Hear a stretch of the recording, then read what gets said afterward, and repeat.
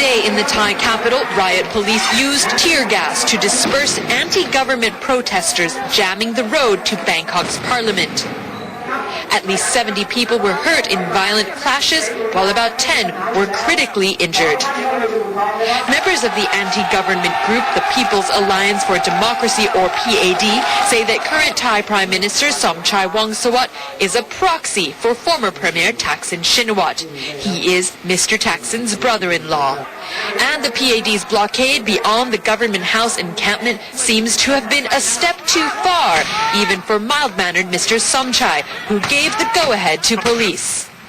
These actions mark a departure from the government's defensive stance towards the protesters who've occupied the Prime Minister's office compound for 6 weeks.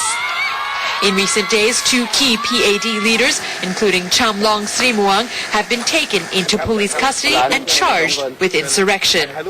Today's special session, where Mr. Somchai introduced key policy initiatives of his administration, went ahead, although the opposition Democrat Party boycotted the proceedings in protest. But the resignation of Deputy Prime Minister Chawalit Yongjaiyut, tasked with negotiating with the PAD, comes at a very unstable period for the Thai government. Analysts say Mr. Somchai's conciliatory approach, in contrast with the police's use of tear gas, underscore a difference of approach within the ruling People Power Party. But one thing is for certain, that nascent peace talks between the government and the PAD are most likely now dead in the water. And given the continuing political impasse here in the kingdom, that's something that Thailand can ill afford. Anasia Saniel, Channel News Asia, Bangkok. All right, Anasia, we just saw your package. Now, what does Mr. Chawalit's resignation mean for the Somchai administration?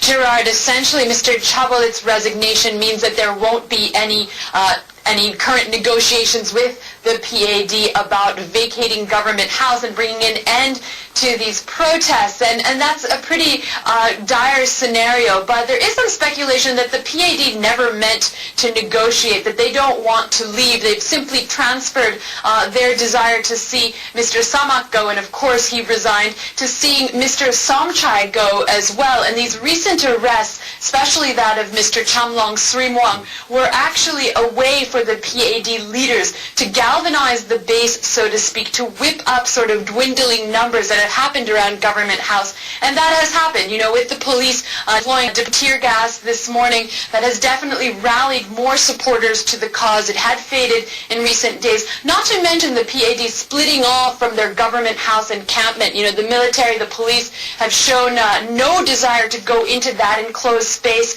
and try to get the protesters out. It's a really horrible scenario because it is all cordoned off. But now we see the PAD sort of reaching beyond that. The police are starting to retaliate. Now, Mr. Chawalit's resignation does come at a very bad time for Mr. Somchai's fledgling administration. No resignation at this point is good for the Thai government, and we'll just have to wait and see what comes next. Gerard? All right, thank you very much, Anasuya. That was our Indo-China correspondent, Anasuya Sanil, reporting live from Bangkok.